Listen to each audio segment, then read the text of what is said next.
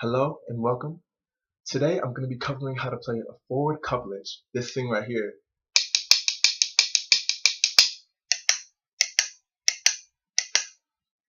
And I'm going to give you an exercise for how to practice the forward couplet with a two-handed rhythm. But if you only have one pair of bones, you can also practice it that way as well. Um, in this video, I make a few different assumptions. First of all, I assume that you know how to grip the bones. And I also assume that you know how to play a triplet like this. So if you don't know how to do either of those things, then check out the video in the details below. I made a video called How to Play a Triplet that covers those techniques.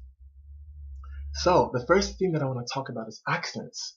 The thing about the forward couplet is that it allows us to accent um, a beat in a specific kind of way. It allows us to put the accent on the second beat, like this. That second note is louder than the first one. And if you know how to play a triplet the standard way like this, you actually already know how to play a couplet. You know how to play a backward couplet, which sounds like this. The thing about the backward couplet is that we are pretty much locked into playing the accent on the first note. It's really hard to get that accent on the second note when we go this way. Because that second note is just created by gravity and such a just afterthought, it's hard to get that one to be louder than the first impact. So this is a technique, the forward couplet is a technique that will allow you to control the accents in a different type of way. So there are two aspects to the forward couplet. The first is called the drop and the second the turn. So drop and turn is what I want you to say to yourself when you're practicing the forward couplet. The drop, for the drop, we're going to have our grip be a normal grip with our top bone firm and our bottom bone loose. I want you to take that and drop your hand down. You're going to get one hit from that. After the drop, I want you to turn your wrist. And you're going to get a second note from that. It's super important. For the drop, don't use any of your wrist. It's just simple bringing your hand down. And your bottom bone, when you stop your hand, it's just going to want to fly up and hit. So drop is going to involve no wrist, and the turn is not going to involve any arm or hand movement, just your wrist.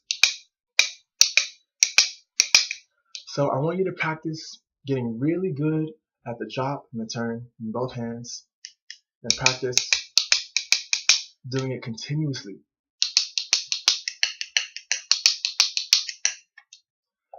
The cool thing about the forward whip is that it allows us to play a triplet in a different type of way. Before, for the standard triplet, like I was saying earlier, we're pretty limited to having the accent be on the first beat. When we use a forward couplet technique to play a triplet, we can create a triplet that sounds like this, placing an emphasis on the first note and the last note, which allows us to do rhythms like this, which sounds very different when we use standard triplets like this.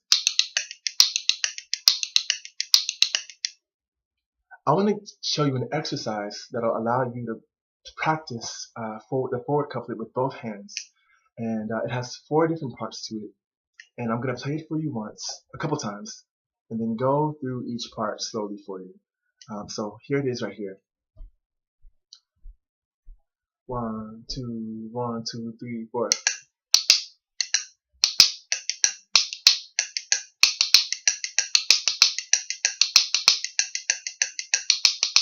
Again.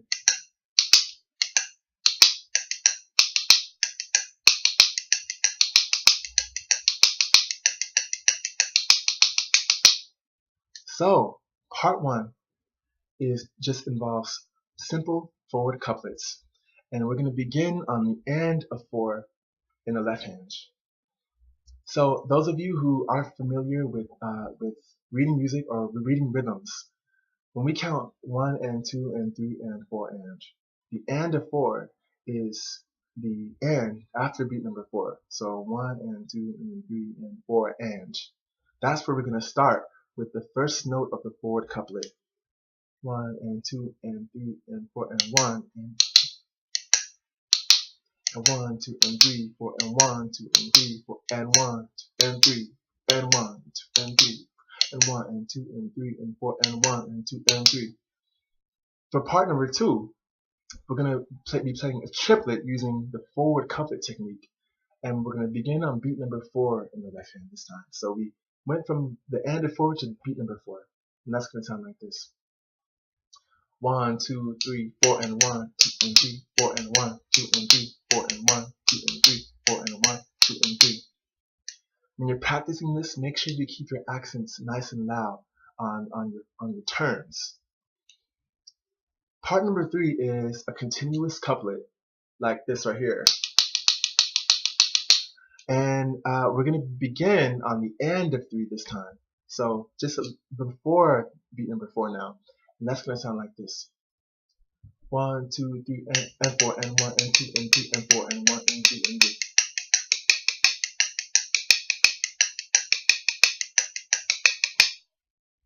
Part number 4 is going to be part number 3 doubled. So we're going to do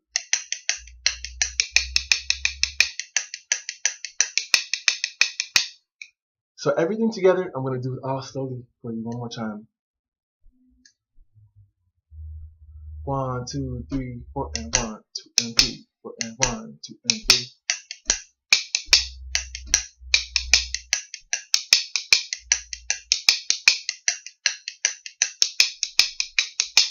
And 1, 2, and 3, 4, and 1, 2, and 3.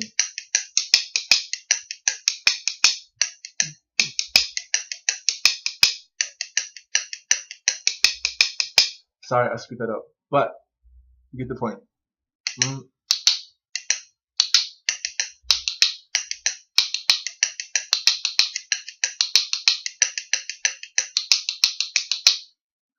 The key to this exercise having the most value for your practice is looping it over and over again. Just keep on playing it over and over again. Practice it to different tempos. Practice it with a metronome, without a metronome. Put on your favorite music, and just keep on working on it. That's all for today. Let me know if there are any questions you have, and if I can explain anything more clearly. I'll be happy to respond and elaborate. So thank you very much for tuning in, and I will see you next time.